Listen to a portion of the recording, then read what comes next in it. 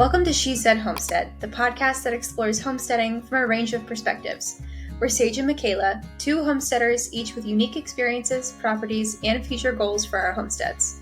We're discussing various homesteading topics, sharing our personal experiences as women working full-time who are managing homesteads as well, and shining a light on the stories of other inspiring homesteaders. Before we dive in, be sure to hit that subscribe button so you never miss an episode. And if you enjoy our podcast, please consider leaving a review. It really helps us grow and share these homesteading stories with even more people. Hey guys, welcome back to the podcast. I'm Sage from Terra Nova Acres. And I'm Mickayla from Calico Cow Acres, and we both have homesteads in Western North Carolina. Today, we're going to be talking about community building through homesteading. But before we get into that, why don't you tell me a little bit about your week, Mickayla? I have a really hard time gauging whether or not I did a lot in previous weeks versus this week because it feels like I did a ton this week. So I have a bit of a list here. But I've been off social media this week very intentionally. I was not interested in the chaos that is ensuing currently in the social media world. And that's been really nice. I have been posting a whole bunch of YouTube videos though. I feel like I'm back in the groove of posting consistently so much that I've posted like 4 videos in the last week and I'm about to post 2 more this week. And I have 3 more ready for next week already. Like I'm ready to go. I'm very much enjoying filming again. And I owe all of the gratitude towards that new camera that I got. It 100% has changed my life as far as filming goes. It's so freaking convenient. I started seeds last week when we had Brooke on. I had said I need to start my lisianthus, eucalyptus, lettuce, and onions, and I started those finally. Taylor helped me, which I'm really looking forward to. He said he enjoyed it and he had a nice time. So I'm hoping that he'll help me start seeds the rest of the season because I don't enjoy doing it and it would be really nice to have company. Saturday, we went to Lowe's and we made like a big trip. We borrowed the neighbor's trailer and loaded up 2,500 pounds worth of block. And we got low tunnel supplies and wood and all of the things we need for our greenhouse foundation. I moved those things 3 times that day, so I lifted 7,500 pounds worth of block. I just want to point that out in one day. And then I tried to be social. I tried to put myself out and build some community. And we went about like an hour north of us, 45 minutes north of us, and we were going to go to like a garden planting party at a brewery. And then we found out on the way there that it was canceled. So we just went to the brewery and had a beer and got dinner and stuff anyways, and then we came home and that was like the first sunny day in a handful of days. It had been in the low teens, single digits temperatures at night, and our laundry room, all of the piping out there is not insulated because we don't have access to insulate it, and the rest of our piping is in our basement, so it stays nice and warm, but that always freezes at least once a winter, and this was the time. But it decided to thaw that day, and the one time that we left our house for like more than a few hours, we came home and our laundry room, we could hear the water pouring out of whatever pipe or whatever, and the whole laundry room was flooded. Our whole carport was flooded. We had like a river going down our driveway, and yeah, that was really fun to deal with. But on Sunday, we got it dealt with. And when I say we, I mean Taylor, because I was doing other things. But it's cleaned up now. And it's partially fixed. I know how to deal with freezing pipes. I've lived in enough crappy Michigan apartments to know that I need to leave the faucets running and stuff. And Taylor left the sink running, but it still froze out there. Like, that's how cold it got. I don't know. There was literally like water frozen dripped out of the faucet. So it must not have been big enough. The last thing that I did this week was I dug a really big hole. we dug a hole for the foundation of our greenhouse into like the side of our garden hill, and that took us 2 nights. I thought it was going to take way longer, but I'm very, very happy because that means that likely our greenhouse is going to be up in the next couple of weeks and I'm going to be able to use it. I'm very excited. No, that's so exciting. And goes back to you guys get to be the guinea pig because I have not touched my greenhouse since I touched it like Christmas time. So I am genuinely excited for you to get that up. That's game changer for sure. But I'm also excited that I get to learn vicariously through you before I try to tackle mine. Yeah, I feel like we've flipped back and forth on that a few times where it's like, okay, I was gonna start mine first, but then your dad was there and he started it in quotes. And then I was like, okay, well maybe Sage is the guinea pig, and now I think we might be the guinea pigs again. Not that you're gonna do the whole foundation thing, which honestly, if it were just me, I would, and I lived on a mountain in particular, I would absolutely not do the full foundation because I swear I almost died lifting up all those blocks. Like it was a lot. I think the last time that I bought cinder blocks, I can't remember. It was probably cinder blocks for the beehives. I didn't have one of those like big hefty carts because they put the like lumber carts and whatever on clear on the other side of the store, and the cinder blocks were like on the other side.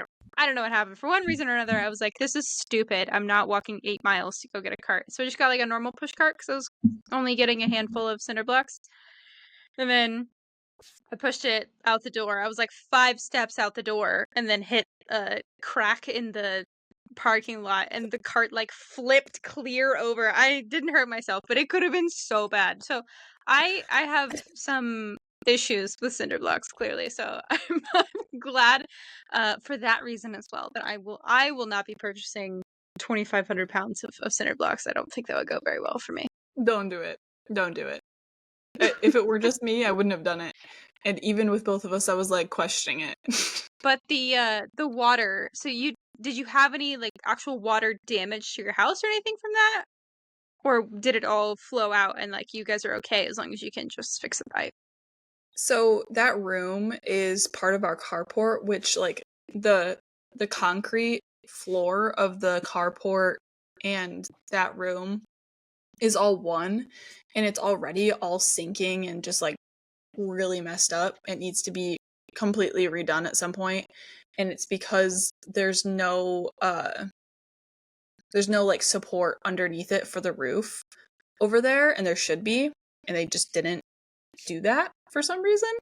So it's already messed up anyway, and our house already has a whole bunch of water damage in the basement, and like that whole area is already water damaged, so it didn't do any harm. And that's not the first time that's happened. I left the laundry sink on once and flooded the entire room. Don't tell Taylor that, he doesn't know. He wasn't here. And then whenever it rains, we have just like storm windows in there. So sometimes we leave the screens open in the summer to like get airflow in there. And whenever it rains, that room, it comes in that room anyway. So that room gets wet pretty often, unfortunately. But it's fine. It was just kind of a pain in the butt to deal with on one day. Thankfully, it's all cleaned up now. Nice. What were you up to this week? This week has been this week has been a hell of a week. I guess technically this was week before this last week by like one day, but I'm gonna group it in with this. Quit my job. Put in my 2 weeks notice in my job. So that feels weird. I've worked there longer than I've had the homestead. I've worked there for 4 years and feels strange to walk away from that. So that's a big deal. And also just in general, work has been taking up a lot of my time and mental energy for various reasons. So I already feel kind of like tired and weirded out from that. And then this week is the week that the sheep had, well, 2 of the sheep had their lambs. There's still a third ewe who is 99% sure she's pregnant, but she probably won't lamb for another month at least. So yeah, first ewe, I really wasn't expecting her to lamb that soon. I just had like this weird little inkling in my head and I couldn't go to sleep until I checked on them. Walked up there and was like, oh my god, there is a lamb standing next to you and it's 14 degrees outside. Let me check on you guys and make sure you're okay. So she had 2. One of them was in the run-in shed trying to get milk from the hay holder, which obviously is not a sheep, and that's not going to work. The second one was more intelligent and was next to Mom. But yeah, the look on her face, if she could speak, it said, "What was that? Like, what just happened?" Because that's the first time they've had lambs, and obviously I'm a newbie too. And so made sure that they got dried off, which for how cold it was, super important. Made sure that they were eating. So I have the run and shed itself, which is a shelter, but then within that I have a lambing jug is what they call it, which it's just 4 wire panels basically, and it's a place where mom and babies can all be together and it just kind of helps them bond. They're a little bit more likely to get rejected. Mom, at least in what I've seen, mom kind of tends to pick one favorite and is like, I'm going to feed you, I'm going to take care of you, and then the other one is just like, sorry. So it's just helpful for them to be all in the same space, all together. The lambs don't have to go far for milk, like everything's right there. And so I'm very glad I went up there. I think things would have turned out very differently if I hadn't. Eventually, or the next day, one of those lambs did not make it, which for lambs is kind of normal. He just was kind of too calm. He wasn't going out of his way to beat his mom up for milk, which is kind of what they have to do. And so he didn't make it. I buried him next to Rocky, and that will be his final resting place. And then, like 5-ish days later, the ewe that I thought would lamb first finally lambed, and she had 3 technically. One of them was not alive when it was born, and it wasn't an issue of like it got stuck or it took too long. Like it looked like it had stopped developing weeks ago. So she had 2 healthy lambs, and they're both still doing good. But she picked her favorite, and it was the firstborn, and it's a girl. So right now there's 2 ram lambs and 1 ewe lamb. So 2 boys, 1 girl. It's been an adventure, for sure. And on top of all that, the first mom got a little bit of mastitis, so that's been a whole thing to figure out. And also, on top of that, I harvested the ram because it was his time.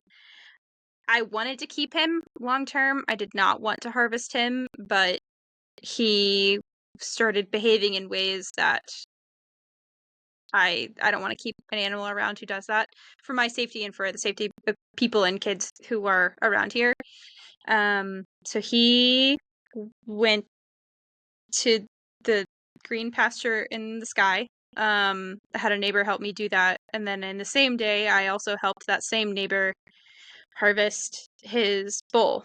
So just lots of stuff going on, both in Homestead world and not in Homestead world. With the whole job situation, are you quitting your job and doing homesteading, doing YouTube, doing something else full time? I so wish that I was in a place to just quit my job and be like, oh, but I'm not. I'll be still working, just not at the same place. Okay, and then about the lambs, or the sheep, I guess. I thought when you texted me like midnight, whatever night the first one had the lambs, that it was the one that you were having issues with, like the prolapse and stuff, but that was actually the second one that gave birth? Wow.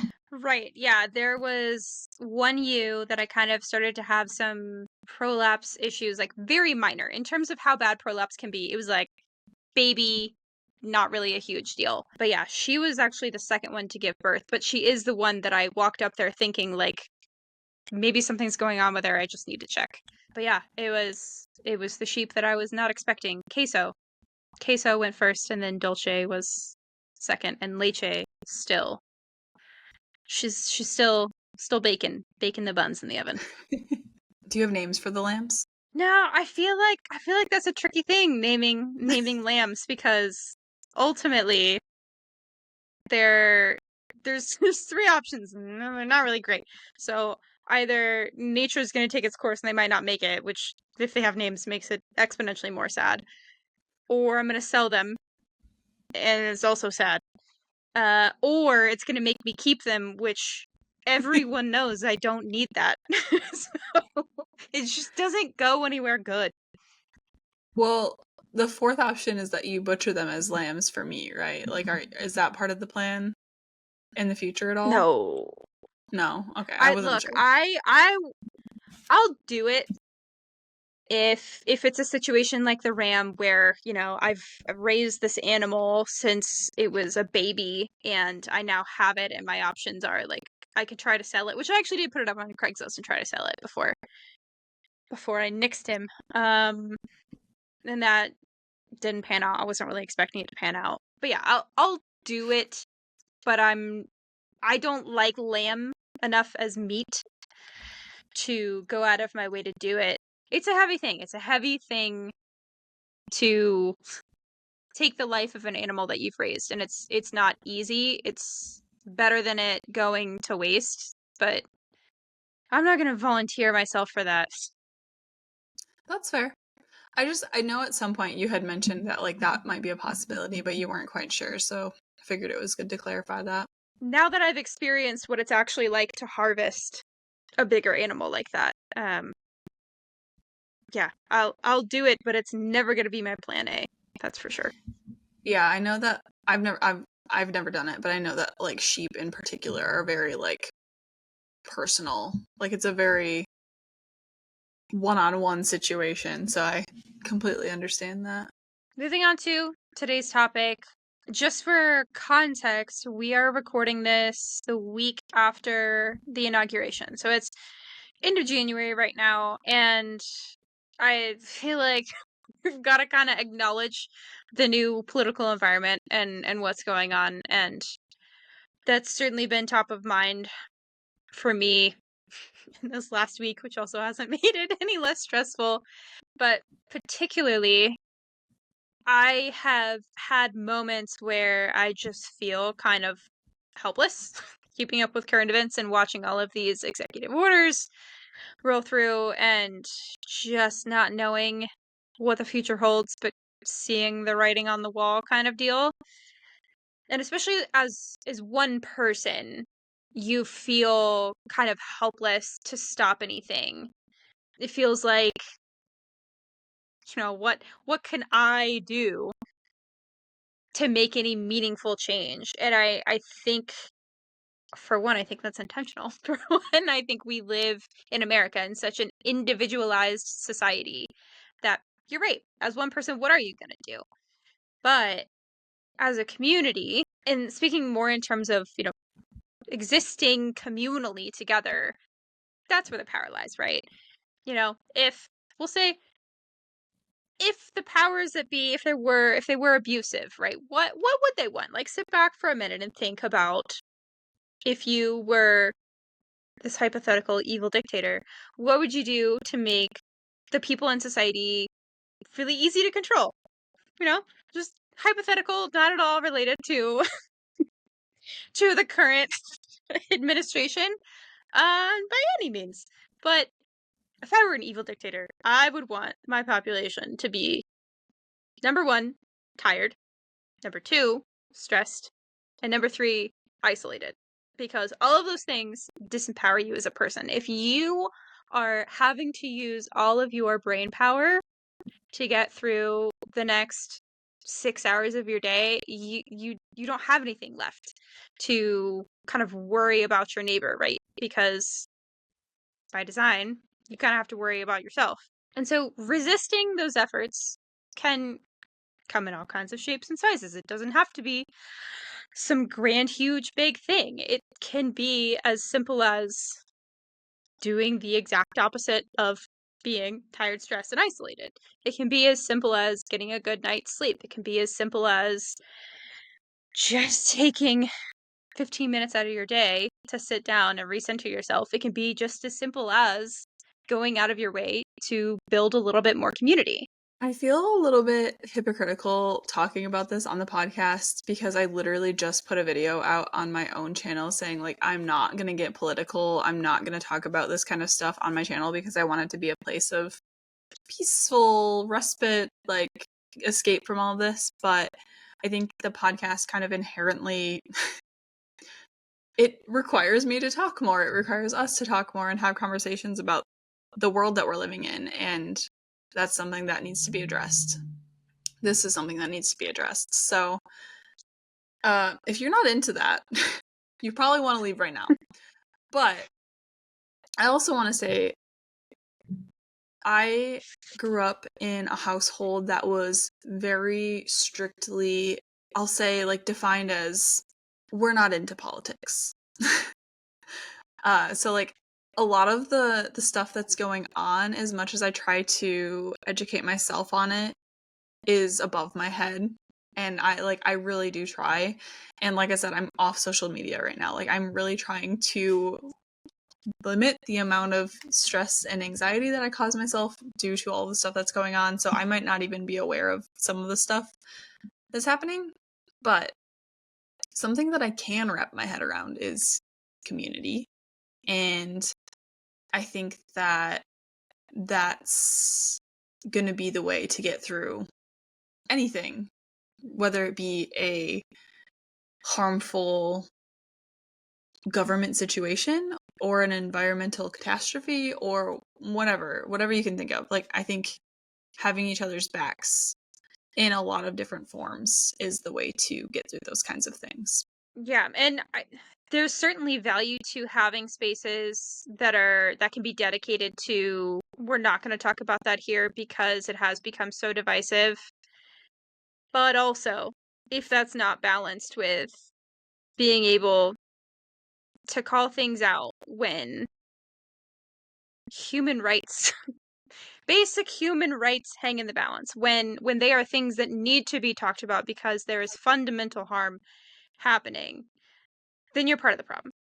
And then saying nothing is just as bad, right? Like, how many times in world history, especially World War II, do you sit in that classroom and think, like, how did that happen? And it happened because people stayed quiet. Not everybody stayed quiet, but enough people stayed quiet.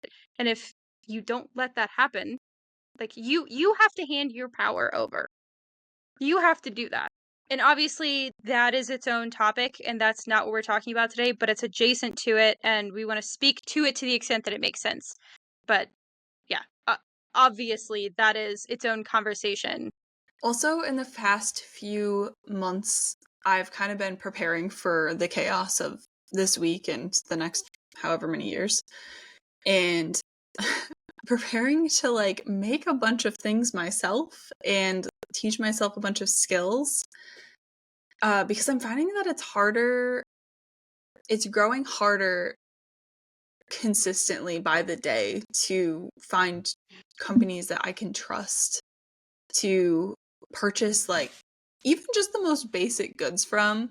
And I feel like those are skills that, like, moving forward, if I can kind of nail some things down, like making my own soap, making my own deodorant, just like the most basic things, that if I can nail them down, I can teach them to other friends locally and neighbors, and maybe pass on some sort of, like, glimpse of hope amongst all of the prioritization of profit over people.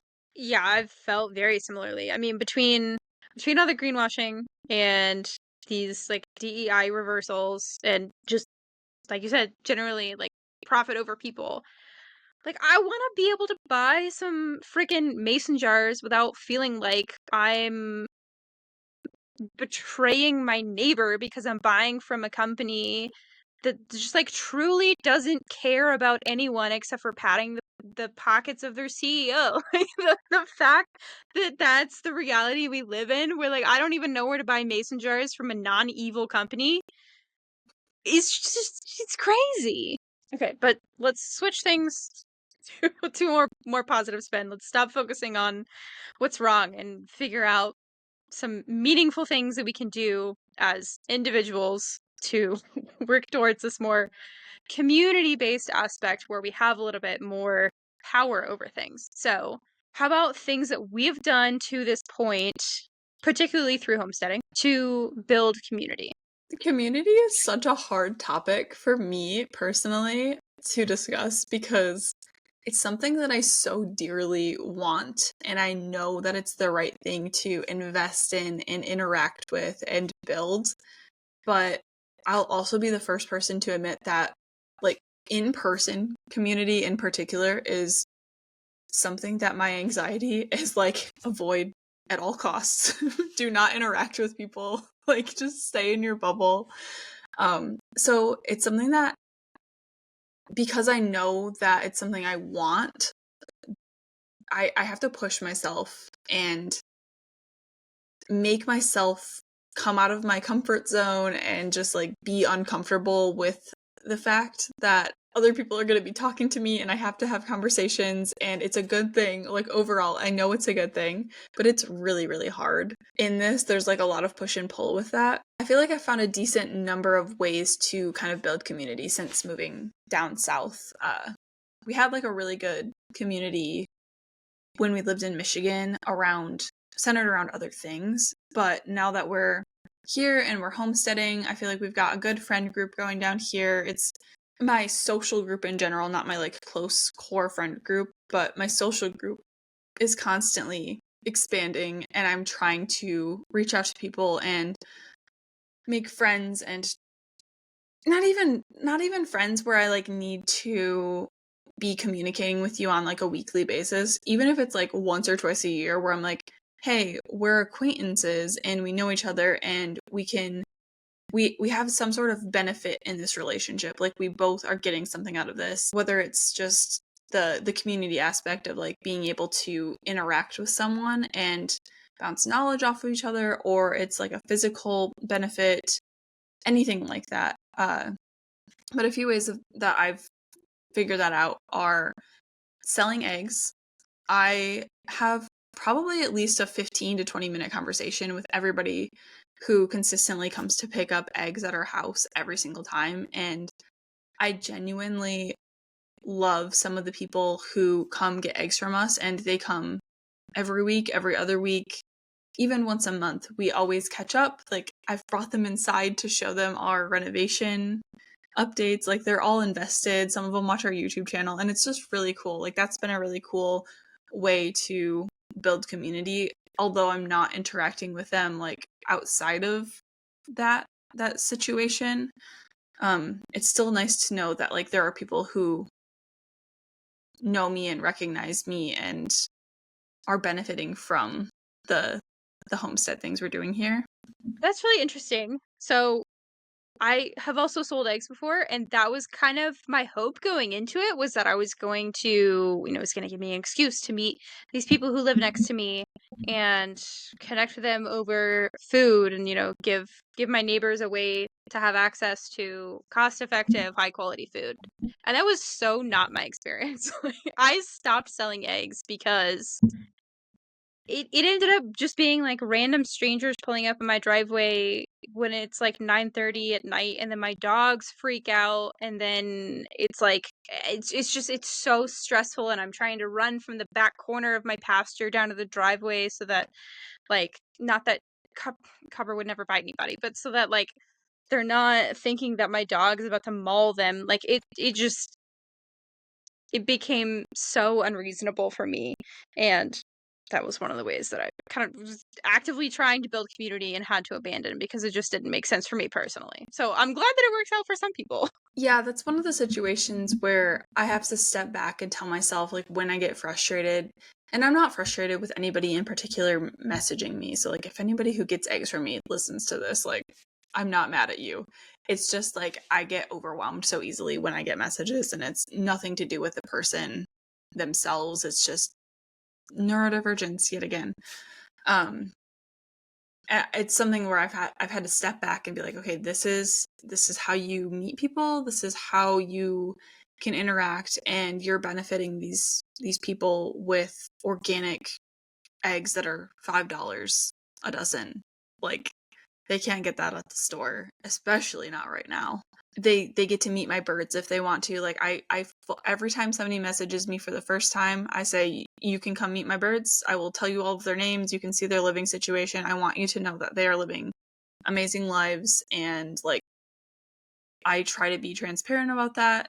And yeah, I feel like I could say so much on this. Like, it's a way to build community. And for me in particular, like, I don't drive, so having people come to my house, whether it's like people I don't really know that well or close friends, is convenient for me.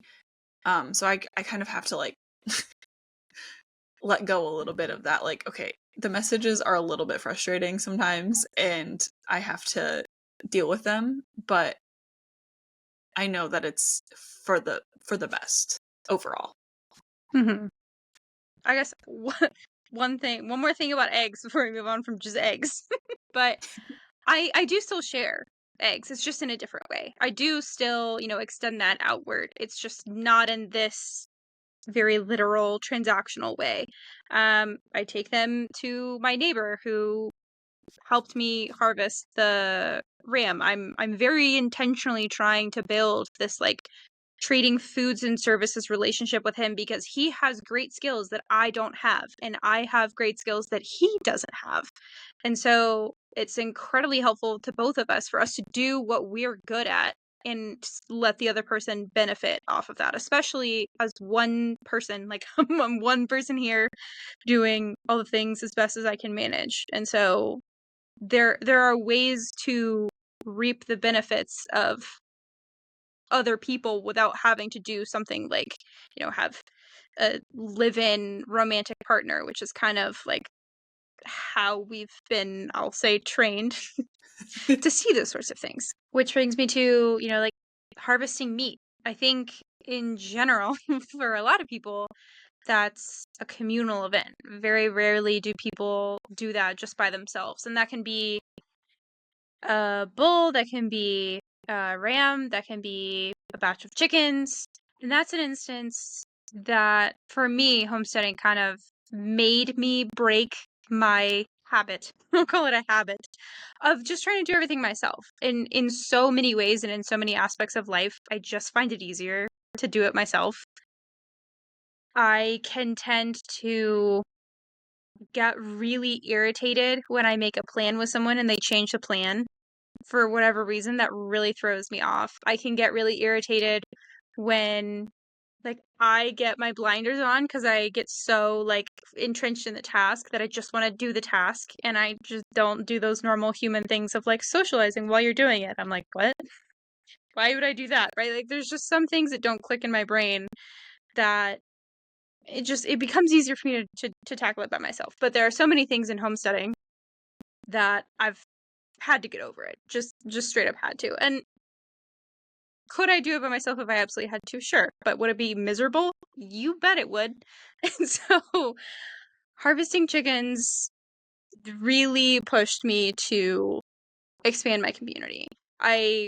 Someone was very gracious and offered to teach me how to do it instead of me watching YouTube videos and fumbling around, not having, a mentor right next to me to help walk me through it. Chrissy, my friend that we've had on the podcast before, she is great at dispatching. I'm terrible at dispatching. I'm great at eviscerating. She's terrible at eviscerating. And so we can come together and we can balance each other. And sitting there harvesting 30-something chickens with a good friend is way better than doing it by yourself. With the ram, my neighbor has done, I call them cows. I know that's just the female one, but I just call them cows colloquially. If that messes you up, I'm sorry. But he's done cows before, right? Like he gets it. I had never done a ruminant before, and so it was so indescribably valuable to have him there to help, stun the animal with a bullet, which I'm not really comfortable with, shooting something. But I was comfortable with, I don't know how to say this without flagging it on YouTube, but like you gotta drain the blood from the animal. Like I can cut a throat, I can do that, but I can't sit there and put a bullet in a skull. So it's all about balance, and if I don't have to carry all of these things by myself, if I get to do what I'm good at and let other people do what they're good at, everything flows so much easier. What's interesting to me is a lot of the times we get ourselves into these situations where like we know we'll have to do something, but we don't quite know how to do it. And then someone comes along and is like this miracle help. And it's like, oh, I have somebody who knows how to do this. Like you didn't go into getting sheep knowing that your neighbor was going to help you butcher your ram, like because he was being aggressive. The ram, not the neighbor. Right? Like that feels like the universe saying this is what you're supposed to be doing. At least in my mind. That's pretty cool. Something else that I feel like we've mentioned so many times at this point, but it's just like this little thing where it's like, okay, I have these friends that I met online and I'm able to bring them together into this little friend group in person because they live semi near to me. Our little apple cider pressing parties and our gingerbread decorating parties, like they're not anything that's like practicing homesteading skills or anything too crazy. Like apple cider pressing is just most of us sitting around while Taylor presses the apples. But it's still valuable to me in a way that's different. It's just a fun time. Like it's a fun day to interact with people that you know aren't going to be judging you. They get you and you can kind of just like relax. You don't have to fully mask or anything. And it's not necessarily like hardcore stressful like butchering days are. It can be very comforting and valuable in ways that I don't have the words for right now, to balance just sort of, I'll call it daily life, where, we all navigate situations and environments and people where we don't totally agree, and that's part of life, right? But it's so relieving to be able to balance that with being around people who share your values and who, you can have a conversation and you're just kind of on the same page, and there's so much less emotional labor, I guess, that goes into those things. But everything in balance. You don't want to be constantly in an echo chamber. But I feel that too when I get to be around other people, not even necessarily homesteaders, just like people who enjoy good homegrown food, people who enjoy sitting around drinking beer while you're making some apple juice, right? Like that's just a good time. Yeah, and I feel like for us in particular, just like the way our personalities work, and then I guess friends that have homesteads as well, it's really fun to do it around some sort of project. So around the gingerbread houses, around apple cider pressing, or like whenever we'll come up and visit you, and it's like sometimes you need a tree cut down, and Taylor just happens to have that skill. And it's fun. Like it's still work, we're working and whatnot, but it's fun because it's not like a task on my to-do list at my house that's like part of my mile-long list of things that I need done. It's like an outing. I get to socialize with people I know that I enjoy. I don't know. I would compare it to going to like an amusement park. It's like relaxing in a fun way, but you're still doing some sort of project. Like it's centered around something. I feel that. I think Chrissy and I have both texted each other at some point and been like, I'm sick of my garden. Like I need I need someone to come, like, just help me.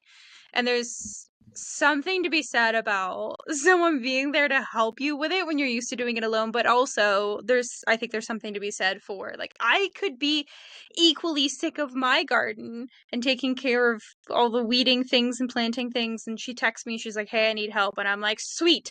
Just anything that's not my garden." And I kind of have like a renewed energy about it. It's really interesting. Like you said, it's still work. It's still doing the things that in theory I'm sick of, but just having the company doing it and having the change of scenery is just really refreshing. Doing something like that always re-motivates me for my own space. Like having a different perspective, like going elsewhere. And it's kind of like how my garden is for when I get off of the computer for the day, like working. I'm like, okay, I needed this to give my brain a break. And sometimes you need that from your own garden as well. Like sometimes you just need to go to somebody else's house and be like, okay, this is just as chaotic as mine in a different way. I can help you. And then I go home and I'm like, I got this. Like, I can handle this. This is another thing that I feel like we've touched on so many times, so I'm just going to say it quickly, but building community with the hurricane cleanup process. Like, I met so many of my neighbors in that process that I've never met before. I was able to, like, get across that they're always welcome to stop by here for eggs. Like, we're always happy to see them if they need to stop by for any reason. Like, I'm always willing to be a helping hand, I guess. And then the last thing I have written down for how I feel like I've built community is this podcast. Not just online, but locally. Like, we've met and had guests on for our local area. Most of the people we've had on as guests are within an hour of us. And obviously we're trying to expand that, but I think that having the podcast and being able to connect with you guys who are listening and other people online is really cool, but it's also really helping us interact with others who are local to us. And that's not something that I really expected, but I really appreciate that about this whole system that we've got going. Right, so we have this podcast, which clearly we do together, and then we both have individual social medias that we run related to our homesteads, and that's primarily YouTube. We're kind of on Instagram. And that's also another like community in and of itself. There's the podcast community, there's the community related to my stuff, there's community related to your stuff, and those are to some degree pretty interlinked. Right, and I would say in the last few months especially, I've gotten more picky, I guess, with my social media interactions, because it had gotten to a point for me, especially like Instagram, where it didn't feel like it was giving me anything. And a lot of the times previously, I would get on Instagram or other social media to like find inspiration for things.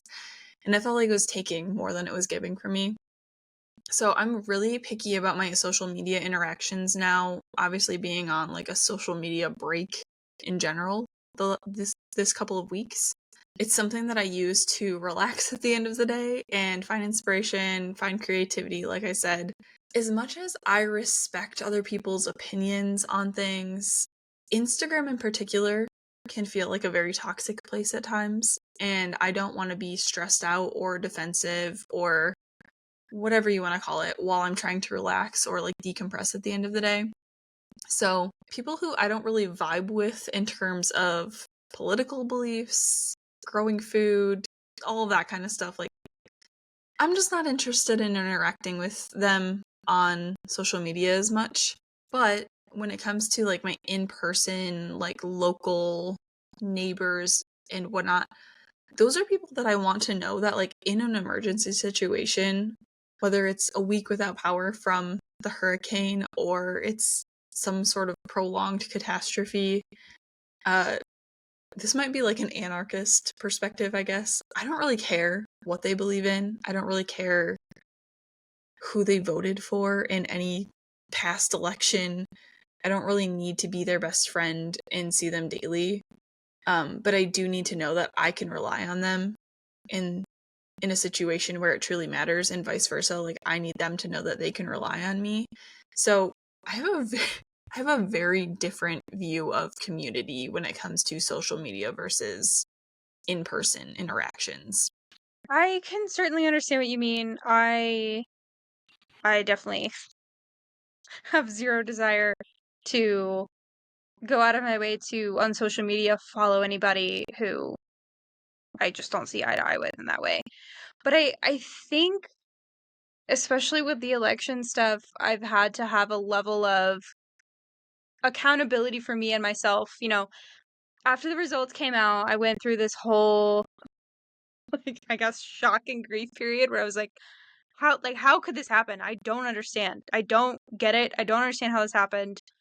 And then listening to other voices, especially Black women, especially people of color, because I feel like so often they're screaming the answer and like we just don't know how to freaking listen.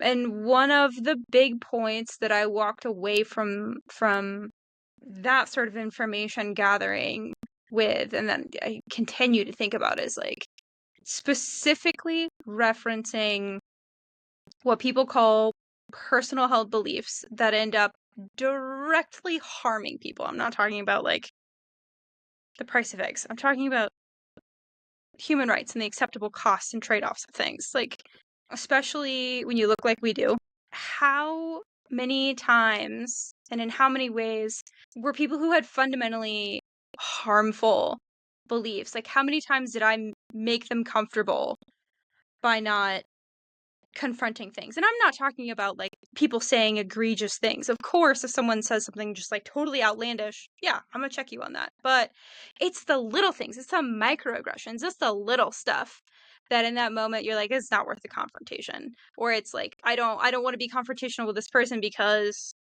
I want to be able to, I don't know, like wave at you when you drive by, because we both live in some pretty rural areas, and like I have vastly different political beliefs than 90% of my neighbors. And I do want to have this local community of people that I can rely on so that when a hurricane comes through, right, I'm not out of drinking water, which is what would have happened if I hadn't relied on my conservative neighbors up the street to give me water. But also at the same time, like, how how am I not the problem if I basically allow certain things around me for the sake of peacekeeping at someone else's expense instead of mine? That's what I continue to struggle with in terms of this like local community aspect.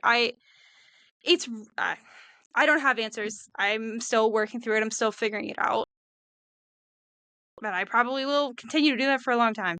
Yeah, I don't have a good answer for that either. My only answer is that, like, I've had to come to terms with, like, people's lives to me are more important than what they believe in. And regardless of what they believe in, my neighbors are my neighbors. And I want to make sure that in an emergency situation, they're taken care of. And I would hope that they would do the same for me. So that's kind of the conclusion that I've come to. And I don't interact with enough of my neighbors on a regular basis that it's like I'm having to call them out on things, you know? Going back to the building community on social media aspect of this, especially with all the drama around Meta and all of the ridiculous things that Mark Zuckerberg is doing. I contemplated leaving the platform, and I contemplated, kind of effectively you have to leave that community because one man has ego issues and whatever. And at the end of the day, I was like, you know what? Instead of leaving, I think I'm just gonna get like really obnoxiously loud about these things that I have tried not to shove in people's faces, because I think there is value to having a space, not all spaces, but a space that's not political. And I'm really tired. I'm really tired of worrying about how things are going to be received. And going back to like I recognize that I'm still part of the problem in a lot of ways, but like that's one way that I want to not be the problem. I want to be really loud about the things that are just like objectively sociopathically wrong with our society that like shouldn't be a debate, but for some reason are.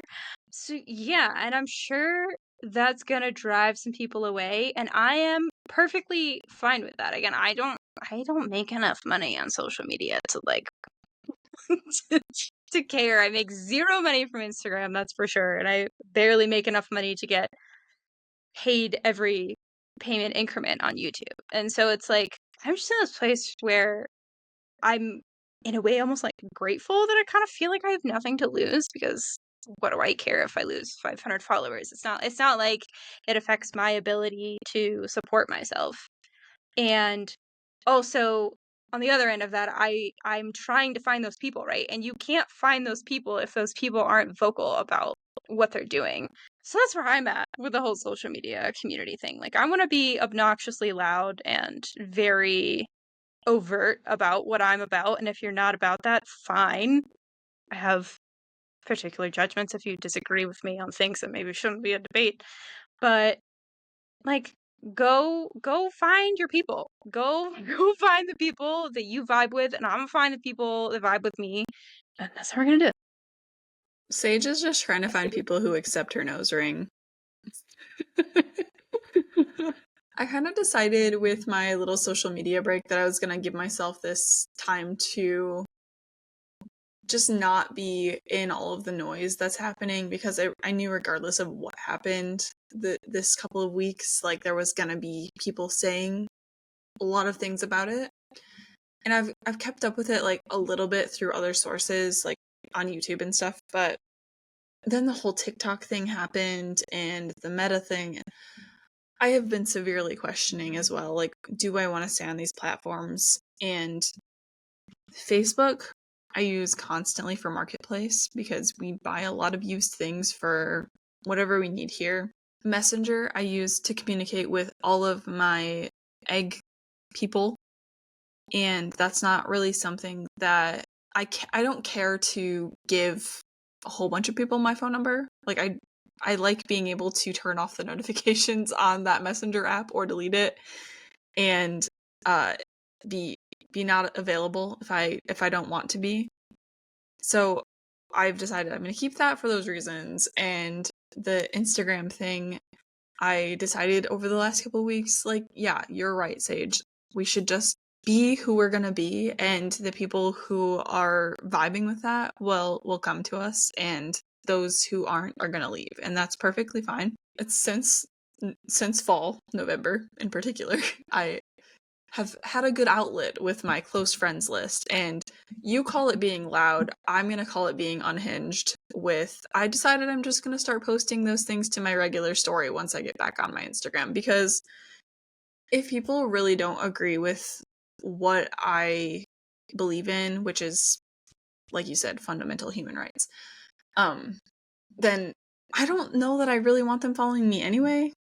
Like, that feels icky to me. So I think I'm just gonna embrace that similarly. I'm very much not a confrontational person at all. Like, I don't love to have arguments. I don't like when people are combative in comments and things. Like, I think I'm gonna turn off my comments on my posts, and I'm gonna turn off my story responses, and I'm just gonna post whatever the hell I want to post and be who I'm gonna be. And that's like the most authentic way that I can think of going about it. And also preserving my mental well-being. Yeah, and I think one last point that's worth discussing before we move on to something else is that neither one of us are trying to be self-pitying or like whatever else with this whole like, oh, I'm finally to this place where I can openly express my opinions online. It really is, at least for me, I guess chime in how it's different for you. For me, it really is a process of taking accountability for some of the ways that, like, as a white woman, I feel like I was raised to be like very non-confrontational and put everyone else's comfort above mine. And it takes unprogramming. It takes unlearning that. And I don't want anyone to feel bad for me that I'm a recovering people pleaser, but it's just acknowledging that those are the unhealthy patterns that I have and stepping out of that and actively pushing myself outside of my comfort zone, which is the whole reason that I started putting myself out there on social media under Terra Nova Acres to begin with. That is part of that unlearning. That is part of that unraveling. And this is just the next step in that. I think the only thing that I would change about what you just said, at least for me, like personally, is yes, I would consider myself a recovering, if not just a people pleaser, just like as I was raised. But you said putting other people's comfort above my own, and I think that at this point in time, doing that my entire life, it's way more comfortable for me to do that. Like, that's me putting my comfort first. Like, I don't want to make myself uncomfortable, so I don't speak up a lot of the times, or I put things on my close friend story instead of my main story, because I don't want people messaging me and being combative and like having confrontation. So I think it's other people's comfort in certain terms as well as my own, but doing that is making it so that other people are uncomfortable who shouldn't be uncomfortable. Like, there are things that need to be spoken about. So I brought up the eggs earlier kind of as a way that I felt like I started to try to build community and kind of failed at it. Do you have any ways that you feel like you've done that you've tried to or gone into something with the intention to build that community and it just didn't pan out? It's hard to pinpoint one specific thing. I know that this happens on a very consistent basis for me, though, because of that, like, anxiety at not driving places. Like, I can't meet up with people because I can't drive. So I just, like, I'm so antisocial. As much as I want to be social, it's just this push and pull. So the answer to this is I fail at community building on a regular basis, but I don't give up on it. However, I will give one specific example, and that is a Facebook, like, girls group that's in my town, like our general area, and there's, like, a lot of people in that group, and they do monthly or multiple times a month, they all go out to lunch or dinner and have these activities and stuff that they all do, and it's literally every month. They're very good about keeping it consistent, and I've gone to one, and I'm still in the group, and I, like, keep track of things, and I want to go do them, but I have a really hard time with it because they always go to a local restaurant or something, and I just really don't like going out to eat that much. And so it's really hard for me to justify spending money on food that I don't really think is that good. And then forcing myself to socialize with people that I don't know. And the one time that I went, I was by probably 20, 30 years the youngest person that showed up. And, like, I don't have any problem with socializing with older people. Like, I actually don't mind it at all. But it's really, I don't know, it's just a weird situation of, like, multiple factors making it difficult for me to want to participate in those things. And it might be just that, like, that's not the situation I should be participating in. I don't know. I would consider that, like, a semi-failed attempt at building community, though, for me. But yeah, there are definitely different ways I've also failed. I just can't pinpoint any of them. Are there any in particular that you can think of for yourself? I really feel like anything that I've tried to just sell from the homestead. People talk about homestead side hustles all the time, but I don't know if it's just this inner resistance that I have or if it's just for other reasons it doesn't pan out, but selling the eggs instead of, just like sharing them in some other format didn't really work. And then also selling plant starts. I think that one's a little trickier because you have to do things like anticipate when people are going to be looking at plant starts for their garden because you can't be too early or too late. Causes issues on both sides of things. But it's made me contemplate, like, okay, maybe I'm just trying to sell things to build community because I'm so entrenched in this. How many times have we said it? Hyper-capitalistic American society. I'm like, this is how I make friends. I'm gonna trade my stuff for your money. And so I'm just walking away from that. I'm much more interested in the trading and knowledge sharing and just like sharing space kind of deal, honestly, these days. I've also kind of fallen into that rhythm of, like, you know what? I'm not even going to call it that. I think that it's just another thing that's ingrained in us from being children is, like, oh, you should be an entrepreneur. Like, you can make money off of this. Every hobby that I am interested in, I'm like, I could sell that. And I feel like that's not a really good way to think about it. Like, if it's something that brings you joy or relaxes you, reduces your overstimulation in the world that we live in, like, that's not the way to think about it. But that's just inherently how I think about things. So I think about this often now. Like, in the past year, I've really started to think, how can I give things away? Like, how can I, the the produce stand that we have up at the road eventually, can I sell eggs from that but give away extra produce? Will that get people to come more if I'm giving away flowers and produce but selling my eggs still? Or maybe I'll just have a free produce stand up there and still sell my eggs via Facebook. I'm constantly thinking about that kind of stuff. And honestly, one of the first things that came to my mind when the election results came in, like November was a very thoughtful, like introspective month for me for this kind of stuff. And really, like, this entire episode that we're talking about is mutual aid. It's not something that we've mentioned, but it would be considered mutual aid, like the things we're talking about here. The first thing I thought of after the election was I need to build some raised beds somewhere on my property, not necessarily in my specific garden, but maybe over in the kudzu area. Like, if we can get that maintained and cleaned up, I need to build some raised beds, or I need to establish some sort of growing space over there that I can put in that girls group on Facebook and say, hey, anybody who doesn't have a yard, if you live in an apartment around here, or you just don't have any space to grow things, come use this as a community garden, because I have 8 acres and most of it's overgrown and not being used right now. That's literally the absolute minimum I could do to help people in some sort of way. So I think about that a lot. I don't know if it's going to happen this year, but it's definitely on my mind of something that, like, I really want that to be a thing that I can offer my community.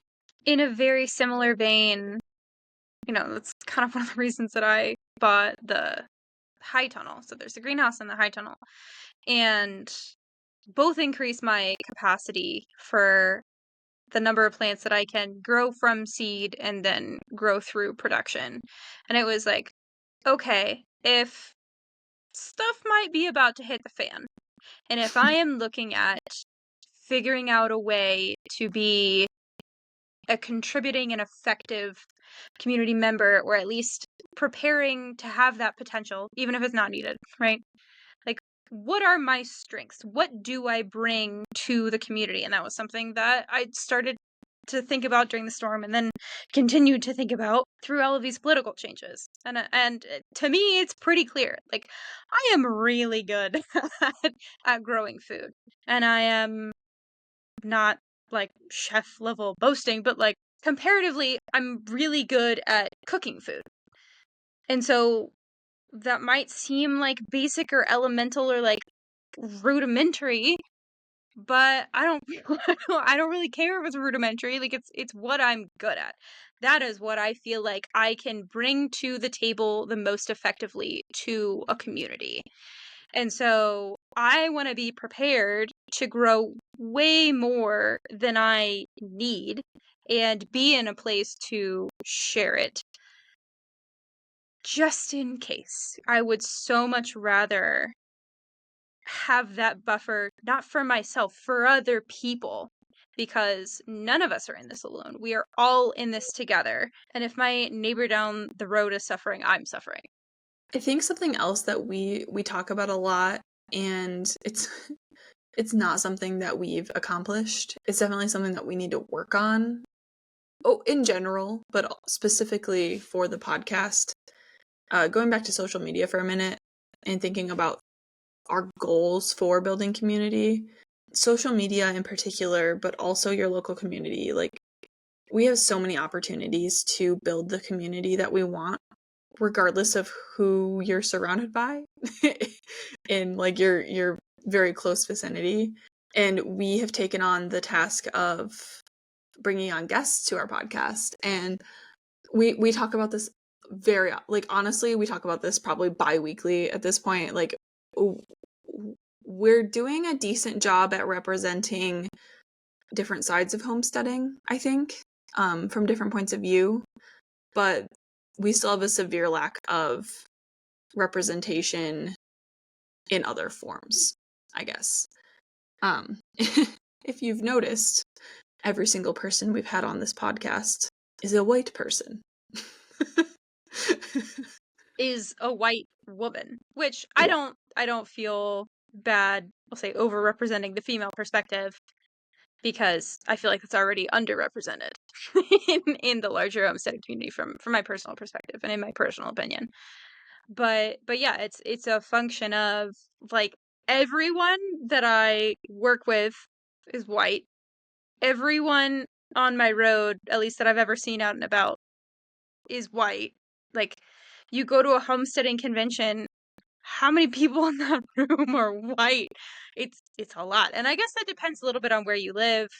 But, I live in Western North Carolina now, which is, at least insofar as I go and travel around, disproportionately white. I lived in Colorado. Holy crap, that state is white. Oh my gosh. And we need to go out of our way to be different, because again, like if you don't say anything, if you don't do anything, if you don't take any meaningful action towards change, even if it's small, even if it's incremental, like, you're the problem. So right now, we're the problem. Definitely. And I mean, obviously, the first part of that is recognizing that, right? Like, the first step towards change is recognizing it, but we've recognized it, and it's something that we're semi-actively working towards. I wouldn't say that we've done an amazing job at it so far, but I would love for some people to get back to me that I've reached out to. I know. That would be great. I mean, I feel like that could get into a whole other thing of like people not feeling comfortable because we are two white women. Which Totally. is And that's so valid. That's so valid. And I can only imagine that if things were reversed, that I would also be thinking like, okay, well, do you actually want to talk to me, or are you just trying to make yourself look good, like trying to represent this diversity? Like, do you actually care? Because how many times is that performative? Yeah. It's a lot of the time that it's performative. Yeah, I mean, even having this conversation could be considered such. So, I don't have I'd the like answer. to think that it's us trying to be open about our flaws and community, but I'm sure that there's an element of it that's that to some extent, because I haven't fully unpacked all the things that I would need to unpack to I'm working on it. I promise. There's a whole lot of depth here, and it's a very fine line of trying to figure this out. So, yeah. I don't have much else to say on that, and I know that we're not in the right on it completely. But I just felt like that needed to be stated. So, are there any other ways that you're trying to or want to in the future build community that you've thought of so far?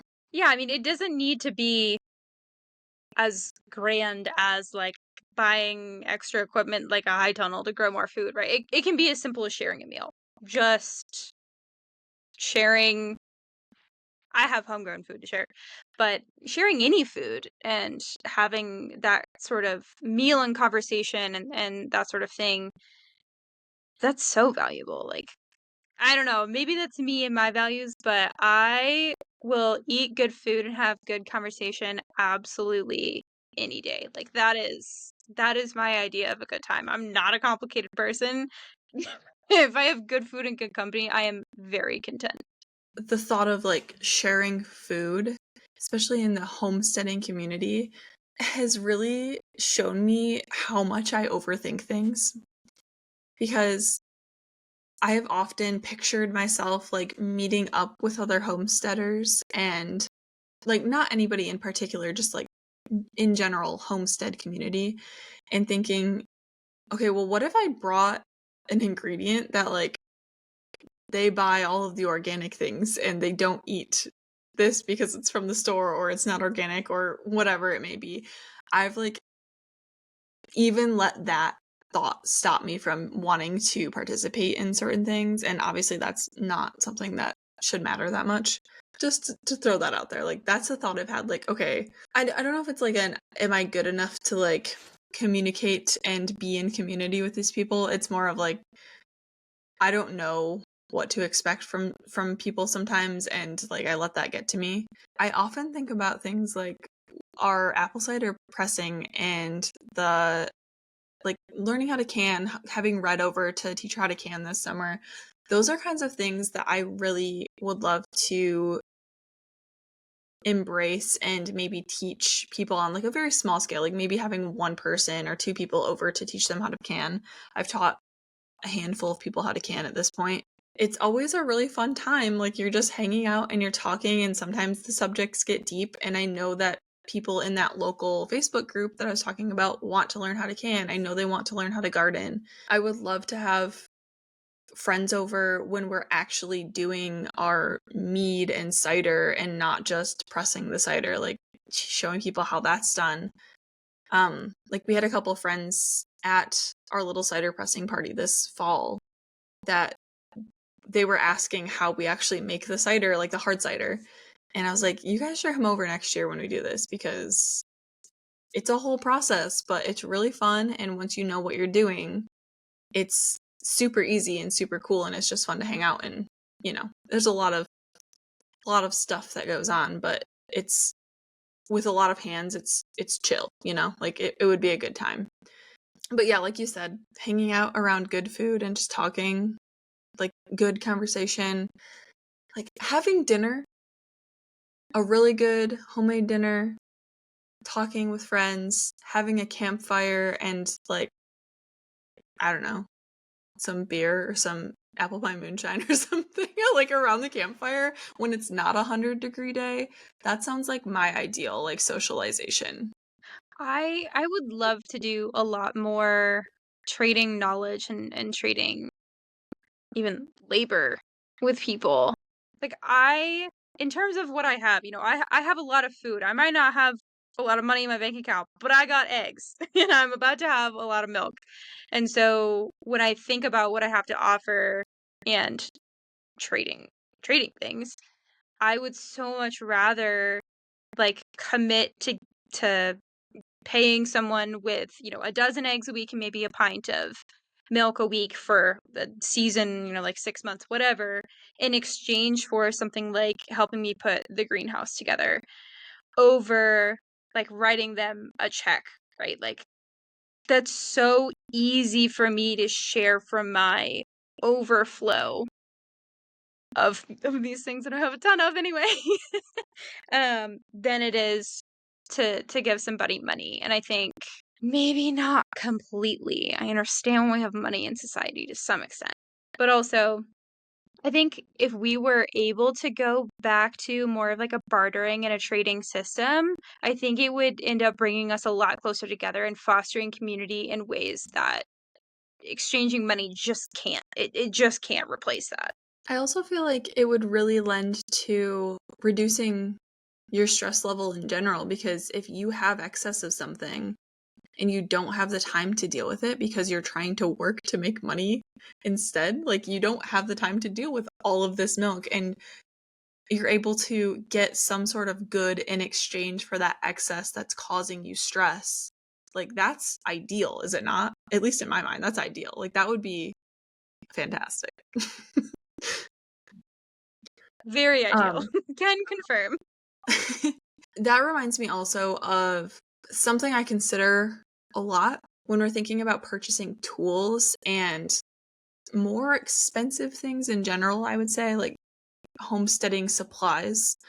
I don't necessarily feel like we need to buy a tractor because we so rarely need one that if I direly needed a tractor, I can ask the neighbors to bring their tractor down the road and help us with whatever we need. Same with the trailer. Like we just borrowed the neighbor's trailer this weekend, and they were saying, or I was like, I feel like we use this more than you guys do, like constantly saying thank you, because I am so grateful that they let us use that because it's such an expensive purchase. And they're like, we're just glad that it's getting used. Like it's just sitting here otherwise, so you might as well use it.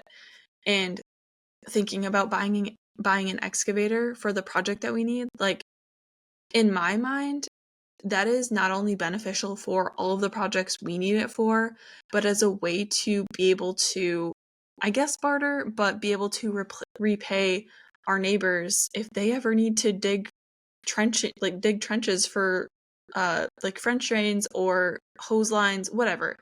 Like being able to communicate in that bartering language, I guess, of having something else to offer. Like, it is so valuable. The thought of that is so valuable to me, not just for our purposes, because I know that it can benefit other people that I am in community with. And that's really cool to think about. Right. I mean, think about the amount of capital it would take for all of your neighbors and you to have all of the shovels, to have all of the tractors, to have all of the trailers, to have all of the excavators, to have all of the broad forks, to have like, how many tools can I list off right now? Like, so many. Versus having communal tools where it makes sense. Like, yeah, it probably still makes sense for everybody to have a shovel, especially if you're a homesteader because you're using it all the time.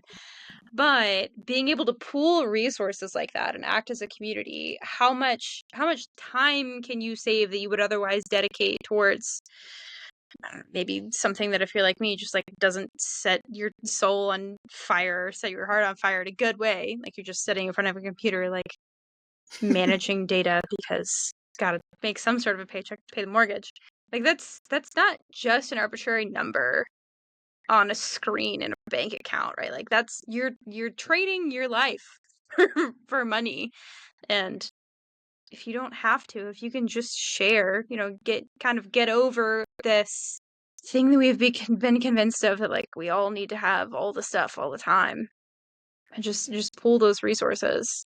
It's a big deal. Especially when it comes to the bigger things. But even something like a broad fork, like, that's like a medium expense. Or even something like butchering days, like you said earlier, pulling together, coming together, and tackling that project as a group. It makes it, one, a little bit more fun, regardless of what you're trying to do. It makes it a little less sad if it's a butchering day. Like, if you're, it takes your mind off of it. It gives you somebody to converse with, and you can kind of go through the actions and respect what you're doing, but also it doesn't have to be like, oh, I hate that I'm doing this right now. Like, you can have jokes and laugh and, again, build community. But it just makes it easier. You have extra people to set up, you have extra people to do the task, you have extra people to clean up afterwards. You can share, I guess if it's butchering, you can share the meat if you wanted to. Like, there's so many benefits to it. I really, like, I can't think of a downside, honestly, to collaborating with people. I guess unless they break your stuff all the time, that would get pretty frustrating. That's there true. are some potential downsides. But I feel like in that situation, if you're sharing things with people you trust and are in community with on a regular basis, that a lot of the times people will have the integrity to, like, if they were to break something, like, pay you back for it in some sort of way. Like, if I were to break a tool, I would do anything I could to, like, repay someone for that. I know not everybody's like that, but that's for you to judge.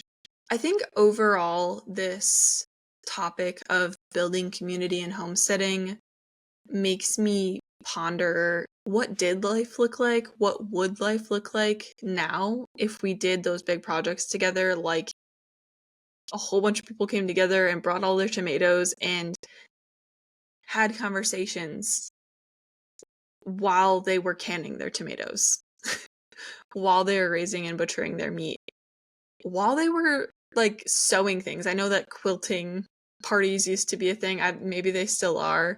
I know people got together in the past for, like, community dances. That's how people met each other. Things like barn raising, like the meat and cider making, like I mentioned earlier, preserving food, going in on any form of meat animal, like somebody's raising the pigs, but you're paying for the feed. Like, they're paying in their time, you're paying for the feed, and then you're butchering them together and splitting the meat. Victory gardens, like, all that kind of stuff. It just makes me think about it, and I like to think about what the world would be like if we embraced all that stuff again, or for the first time. Thanks for joining us on this episode of She Said Homestead. We hope you enjoyed our chat. Before we say goodbye, we'd love to hear from you. Send your homesteading stories to us at shesaidhomestead@gmail.com. We can't wait to share them on the air. To stay connected, follow us on Instagram for updates and sneak peeks at what's coming up next. If you like video podcasts, make sure you subscribe to the She Said Homestead YouTube channel too. We can't thank you enough for being part of the She Said Homestead community. Until next time, happy homesteading.